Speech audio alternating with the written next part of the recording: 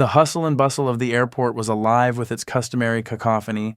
As families raced through the terminals with children in tow, businessmen muttered into their phones, and a kaleidoscope of travelers navigated the labyrinthine maze of security checkpoints. In the thick of it all was Major Malcolm Cross, camouflaged in everyday attire, jeans and a nondescript black hoodie, concealing his occupation in deep-level cyber defense at the Pentagon, his clearance soaring beyond the reaches of most generals. With the air of calm assurance that comes with years of experience, Major Malcolm Cross boarded Flight 678 from Dulles to San Francisco. His thoughts were consumed by the high-stakes mission at hand, centered around guarding against insidious threats to national infrastructure. So when he settled into Seat 14D, adjacent to the woman in Seat 14C, his attention was entirely devoted to the task at hand, and he hardly noticed her presence. Major Cross's unwitting proximity triggered a noticeable shift in the woman's demeanor. Her body tensed, her shoulders drawing inward, betraying her unease. The carefully coiffed blonde hair and string of pearls around her neck suggested an inherent formality that contrasted with the relaxed atmosphere of the flight. Her watchful gaze locked onto Major Cross's movements, and she reflexively hugged her designer handbag closer, as if to erect a barrier between them. Before the aircraft could commence its flight, the woman seized the attention of the nearby flight attendant with an urgent, clipped tone.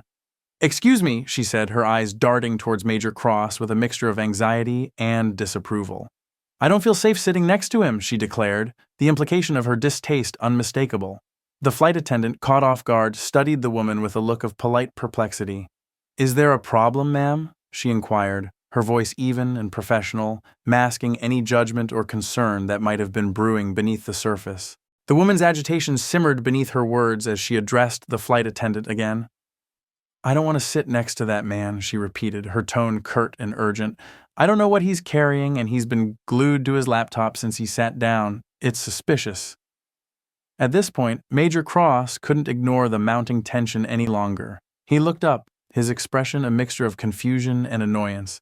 "I've been reviewing code," he explained, his voice level and even, "and minding my own business." The woman, sensing an ally in the flight attendant, leaned in closer, her voice lowered into a conspiratorial whisper. "He's making me uncomfortable," she confided, her words tinged with a hint of fear. "You can't be too careful these days, you know? You never know who's going to try to bring down a plane."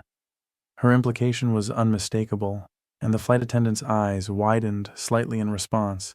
She could feel the precariousness of the situation, the balance between maintaining calm and reassuring a passenger. The flight attendant made a hasty retreat, her unease palpable, leaving the scene to unfold in her absence. A few minutes later, 2 uniformed airline security personnel appeared, their presence an unmistakable sign of a brewing conflict. One of them knelt down beside Major Cross's seat, a stony expression on his face, his posture conveying a quiet authority. The other security guard, a stern-faced woman, stood behind her companion, her arms crossed, scanning the cabin for any other potential threats. The security guard addressing Malcolm spoke in a grave tone, wasting no time in delivering his request. "Sir, we're going to have to ask you to deplane." Major Cross stared back, visibly stunned by the sudden development. "On what grounds?" he asked, his voice steady and incredulous. The situation was becoming more surreal by the second, and he struggled to wrap his mind around the accusation leveled at him. The security guard maintained his steely composure as he explained, "We've received a passenger complaint, and the captain has instructed us to remove you from the aircraft so that we can safely resolve the situation. You'll be rebooked on the next available flight." The words hung heavy in the air, and Malcolm could feel the curious glances of other passengers turning in his direction. Despite his efforts to remain calm and collected, his confusion was turning into frustration. Major Cross's gaze shifted to the woman sitting beside him, the source of the complaint. She was smugly sipping from a bottle of water, her demeanor one of self-satisfaction. "This is absurd," he said, the words catching in his throat as he rose from his seat, his hands visibly empty.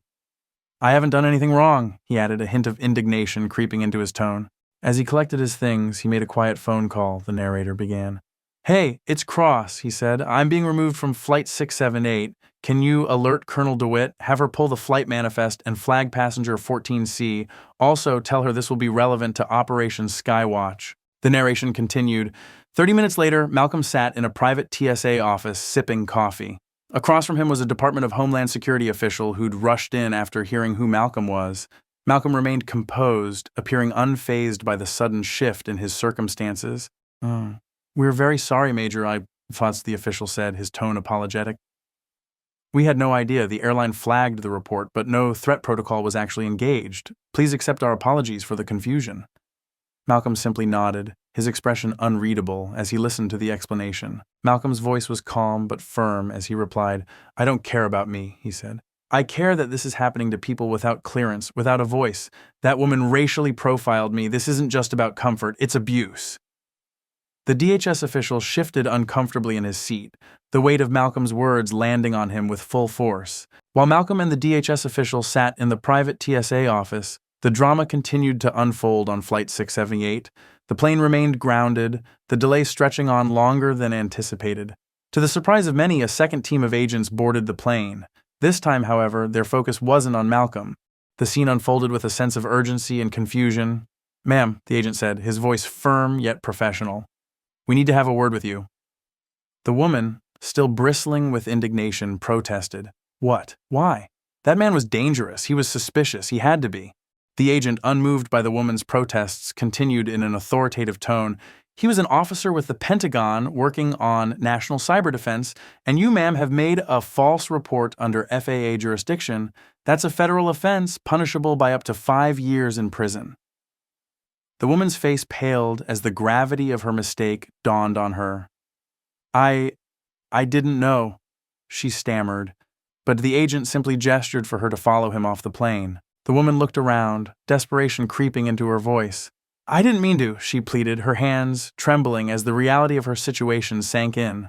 The agent, his expression impassive, remained steadfast. "We'll continue this conversation off the aircraft," he said, his tone leaving no room for argument.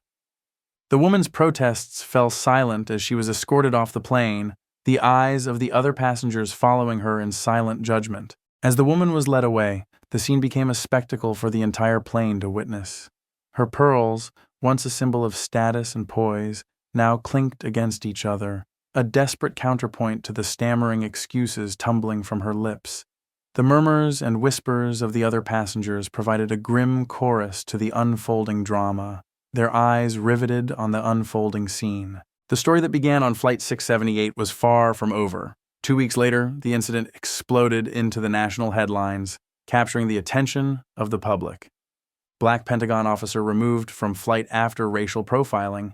FAA launches investigation, screamed the headline of one of the country's most prominent news outlets, accompanied by the secretly recorded video that had gone viral online. The social media sphere was engulfed in a fiery discussion as hashtags like #FlyingWhileBlack and #JusticeForMalcolm trended for days. The conversation about racial profiling, long simmering beneath the surface, erupted into a nationwide debate, fueled by the video's harrowing footage. Amidst the frenzy, Malcolm remained a pillar of dignity and composure. He appeared on national television, his calm presence a stark contrast to the storm raging around him. He spoke eloquently about the experience, drawing attention to the systemic nature of the problem and calling for change. Malcolm's words cut through the noise and struck at the heart of the issue. "I'm not here to make myself a martyr," he began, his tone measured yet passionate. "I'm here to ask why the system still lets this happen. To me and to countless others who don't have the privilege of working in government, who can't make one phone call and get justice." He paused, letting his words sink in before continuing. "That woman didn't know who I was. She saw a black man in a hoodie and assumed danger. That's the real problem." The airline responded swiftly and decisively, issuing a formal apology, suspending the woman from all future travel, and committing to partner with civil rights groups to implement anti-bias training for all their employees. Malcolm, with quiet dignity, went back to his work, returning to protect a nation that, on that fateful day, had almost failed to protect him. His service and sacrifice remained unwavering, despite the painful reminder of the discrimination that still lurked beneath the surface. The country awakened to the injustice Malcolm endured now knew his name. It was a rallying cry, a reminder that justice and equality were still not a given for all. A call for change that could no longer be ignored, a promise to do better, to be better for all those whose voices had been silenced for too long.